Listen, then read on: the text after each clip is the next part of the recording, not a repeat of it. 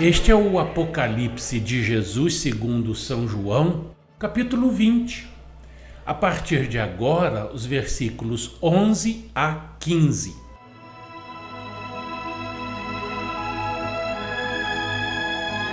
Vi um grande trono branco e aquele que nele se assenta, de cuja presença fugiram a terra e o céu, e não se achou lugar para eles. Vi também os mortos, os grandes e os pequenos, postos em pé diante do trono. Então os livros foram abertos. Ainda outro livro, o livro da vida, foi aberto. E os mortos foram julgados segundo as suas obras, conforme o que se achava escrito nos livros. E o mar deu os mortos que estavam nele. A morte e o além entregaram os mortos que neles havia, e foram julgados um por um, segundo as suas obras. Então a morte e o inferno foram lançados para dentro do lago do fogo. Esta é a segunda morte, o lago do fogo. E se alguém não foi achado inscrito no livro da vida eterna, esse foi lançado para dentro do lago do fogo.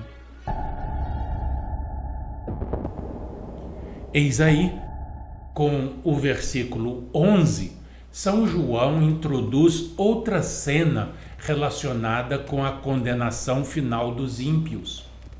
É o grande trono branco do juízo, perante o qual todos estão reunidos para receber sua terrível sentença de condenação e morte. Da presença deste trono fogem a terra e o céu, de sorte que não se acha lugar para eles. Basta refletir um momento nas mudanças que se observarão então na terra para avaliarmos a grande força desta linguagem.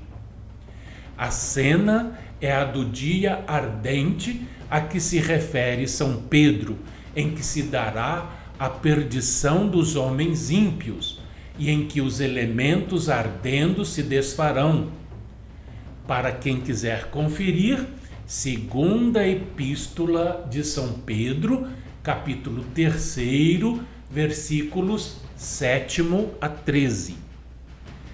A cidade querida está então localizada sobre a terra, com os fundamentos por toda a sua área, de sorte que não será afetada pelas alterações que possam ocorrer, ou por quaisquer condições que possam existir na terra que está por baixo dela.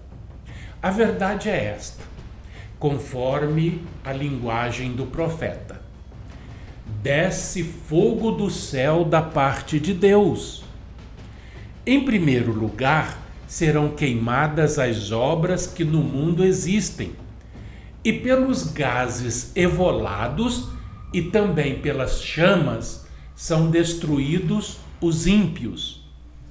Eis aí o fogo da geena, que contém todos os elementos necessários para consumir por completo todo ser mortal que caia debaixo do seu poder. Palavras contidas no Evangelho de Jesus, segundo Marcos, capítulo 9, versículos 43 a 48. Então se cumprirá o que está no profeta Isaías, em seu capítulo 66, no Velho Testamento da Bíblia Sagrada, exatamente no versículo 24. E os justos sairão e verão os corpos mortos dos homens que prevaricaram contra mim, porque o seu verme nunca morrerá, nem o seu fogo se apagará, e eles serão um horror para toda a carne. Os homens, meus prezados, só entendem esta linguagem. Então, tem de ser esta linguagem.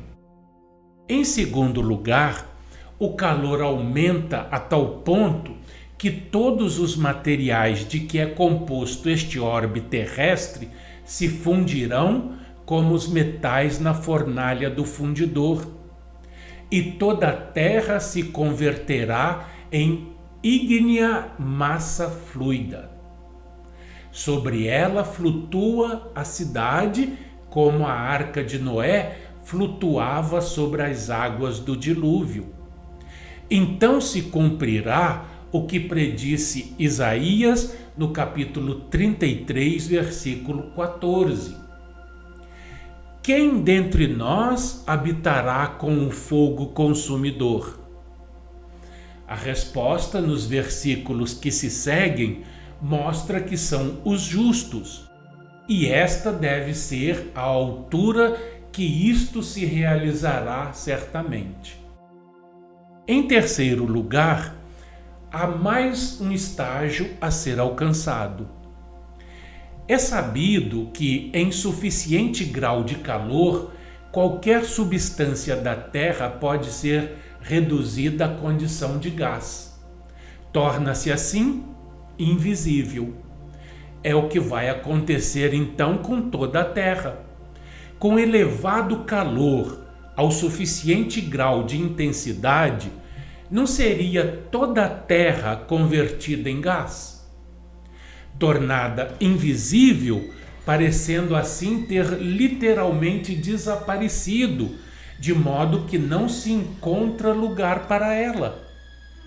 A cidade então poderia, como de fato estaria, virtualmente suspensa no espaço.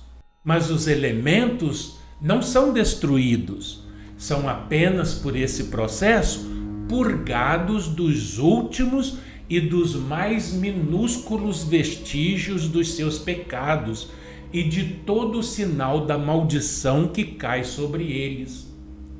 Um onipotente fiat, raio de luz, eis que faço novas todas as coisas, está cumprido, como vamos ver neste Apocalipse, capítulo 21, versículos 5 e 6.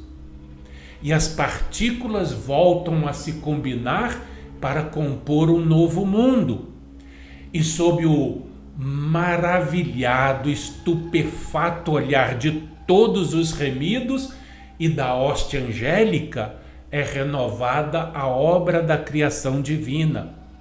Na primeira criação, as estrelas d'alva juntas alegremente cantavam e todos os filhos de Deus se rejubilavam, como afirma o patriarca Jó no Velho Testamento, capítulo 38, versículo 7. Nesta nova criação, este cântico e júbilo são reforçados pelas alegres vozes dos remidos. E assim, esta terra, desviada temporariamente pelo pecado da sua natural órbita de alegria e paz, será reintegrada de novo à harmonia com o universo leal, para ser o lar eterno dos salvos do Cristo de Deus.